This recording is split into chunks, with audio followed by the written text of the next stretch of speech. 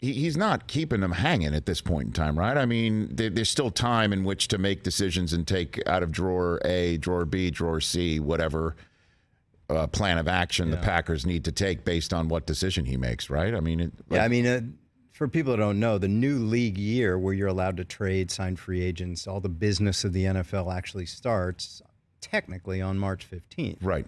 But what's upcoming is the Combine, which is kind of a football convention for everyone, GMs and business people getting together, doing deals. And by the way, there's workouts going on for college players too. Right. But really, it's a business. Everyone's talking trades, free agency. What's it going to be like? Teams setting up shop.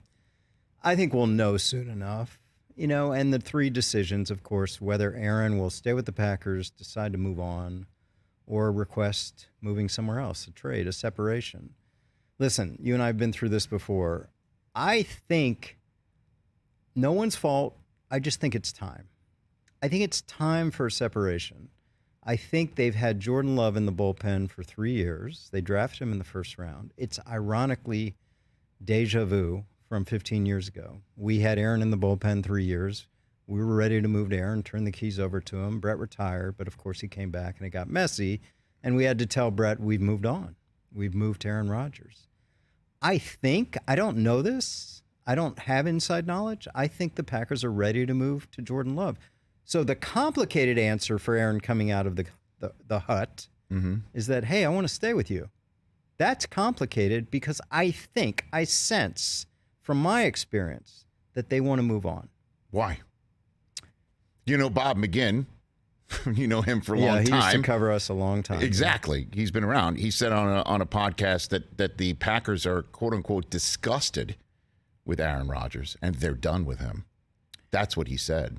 Well, I always look to the contract too. Now, they made a big commitment last year, obviously, and he's got $60 million waiting for him this year, whether from them or someone else. But the contract's funky, Rich. There's an option that doesn't pick up until the start of the season, and then it goes into another level next year. In other words, dead money of $40 million this year. That's bad.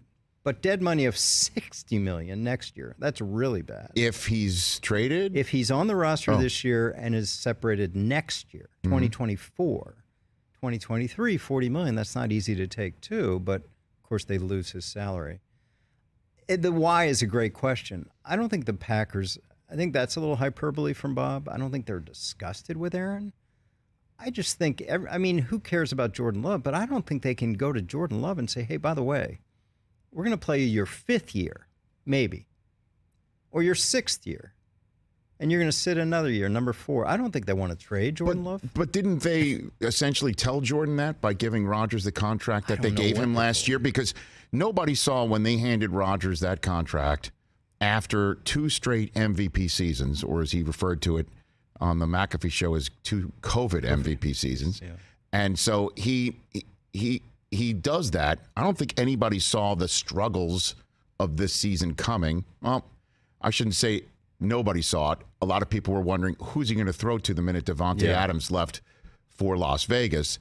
So people were, we were wondering how they were going to still pull it off. But I think everybody believed that Rodgers would play to a certain level that could cover that stuff up.